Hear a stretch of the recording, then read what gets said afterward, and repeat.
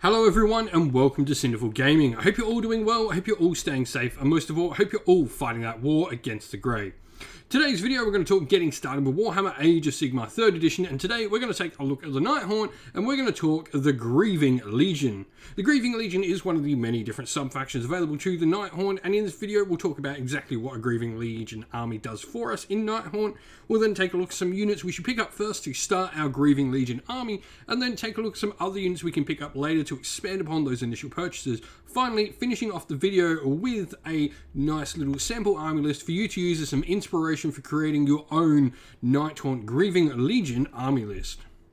So with that said, Nighthaunt is the army we're playing, and we don't lose any of the major rules for playing in this sub-faction. We still get Aura of Dead, Ethereal, Discorporeal, Wave of Terror, Frightful Touch, and Vanishing Phantasms. All of those still apply. The cool addition we get for the Grieving Legion is that enemy units cannot retreat while they're within 3 inches of any Grieving Legion units with 10 or more models in them.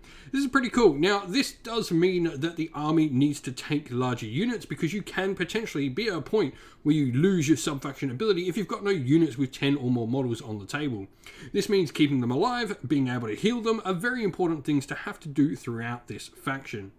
On top of this, though, we also get the cool thing where Kurtos Valentin, he is one of the Grieving Legion characters. Now, while he can be taken in any sub-faction, he obviously gets any benefits from this, but he doesn't actually benefit from the rule. But narratively, he fits in here. We actually get Craven Throne Guard as battle line if we ever choose to take Kurtos in our Grieving Legion army. With all that said, that's pretty much everything there is for the Grieving Legion. You've got a cool allegiance ability. Not being allowed to allow your opponents to retreat is really useful. You just need to make sure you're putting the tools on the table to enable you to really make the best use of this.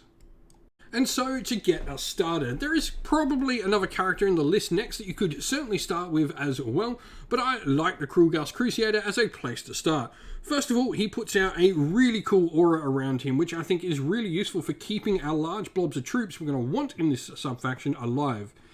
His empowered through excruciation rule allows him to, if a unit is within 12 inches of any terrified units, you subtract 1 from the damage inflicted by any successful attacks that target friendly Nighthaunt units wholly within 12 inches of him. So if he can get near some terrified units and be within 12 inches of them, it can be really cool, as he can just effectively mean that he's going to make all your Nighthaunt near much harder to kill, because he's going to be lowering damage, which is incredibly powerful. On top of that, he's not too bad. 4 attacks, 3s, rem 1, damage 2, and then some damage 1 shooting attacks as well. 6 wounds is slightly better than the normal 5 we see on most Nighthaunt characters, so he's a solid starting point for your force. Now, to go along with him, Chain Rust Port are the obvious look. They're cheap, you're going to get lots of them on the table for a decent points cost. Now, they have 2 attacks each, 4s and 4s, no rend damage 1, and they only are a 5-up save, unlike some of the other units, but they are sufficiently cheaper than any other option that's going to get you enough models on the table to really make use. With these, you're nearly always going to want all your units in 20 minimums, especially when you're starting out. Probably pick up 2 boxes of Chain Rust Horde to build your first unit of Chain Rust, because if you start with 10 models, as soon as you lose one, you obviously lose your allegiance ability. Chain Rust have some extra cool rules. First of all, they add 1 to wound rolls for attacks made with melee weapons. If they've made a charge move in the same turn, the whole army has retreat and charge, so you can pretty much guarantee you're going to get this every turn, which is really, really nice. So, you can beat 4s and 3s on this unit pretty reliably. 3s and 3s if you use something like all-out attack on them as well. Now, looking at other units, the Guardian of Souls is the other character I was talking about. You could definitely start with either the Guardian of Souls or the Crusader, whichever one really takes your fancy. They both work really well, and I'd actually probably recommend eventually grabbing both of them. The Guardian of Souls add 1s to wound rolls for attacks made with melee weapons by friendly Nighthaunts nearby. This means that things like Chain Rust Port and all of that don't need to be charging to do this. Not that you wouldn't want to, it always is beneficial to retreat and charge in, but sometimes you don't have the command points, you might not ever want to risk that charge rolling a double 1.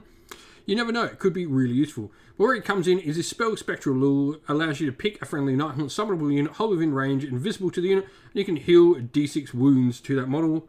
Or if it's a unit, you can heal d6 wounds worth of slain models to the unit, which is really nice. So some healing to keep your units in the fight that little bit longer, along with the Crusader's -1 damage.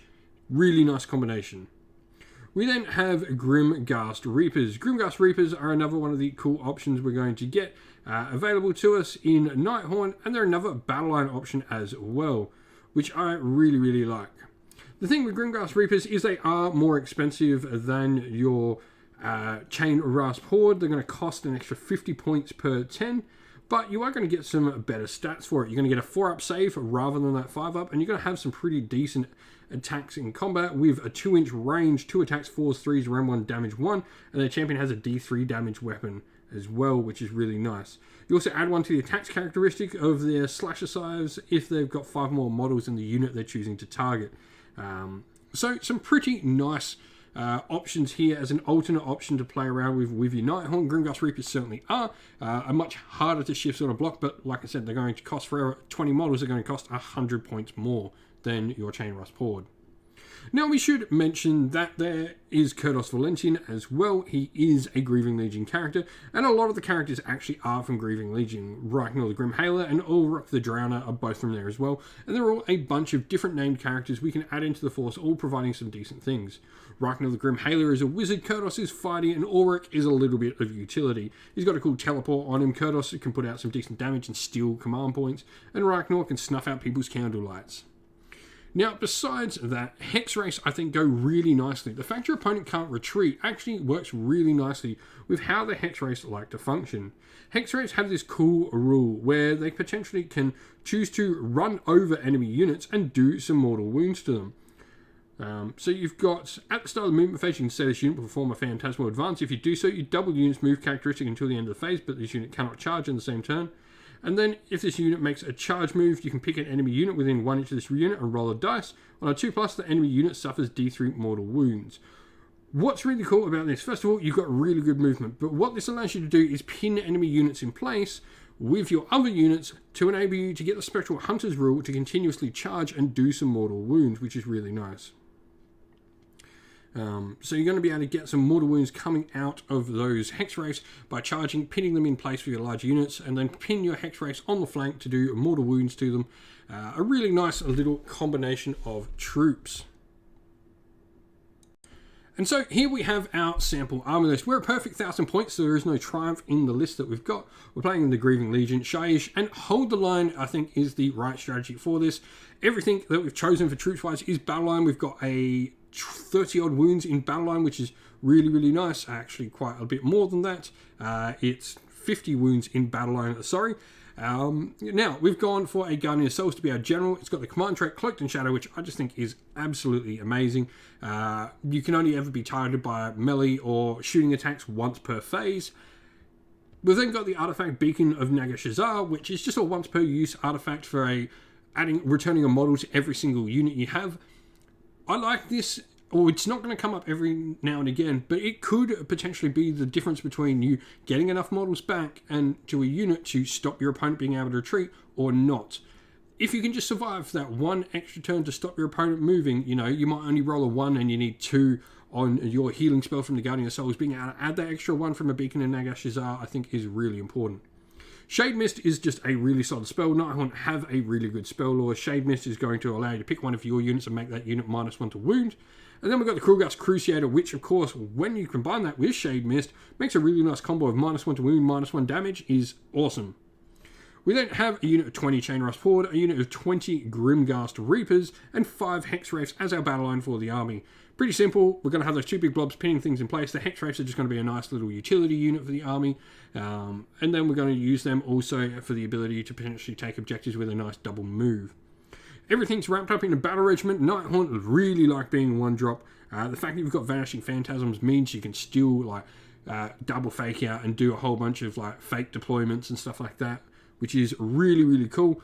1,000 points, 2 reinforced units, 61 wounds on the table, and 1-drop. If you've been playing with Nighthaunt in third edition? It's third edition Age of Sigmar. And if you're excited for the new Nighthaunt Battle Tome, let us know what you're going to be doing down in the comments below. And so that is the end of the video. We hope you enjoyed it. If you did, please don't forget to leave a like and subscribe to the channel and drop us a comment. Let us know what you thought about the video.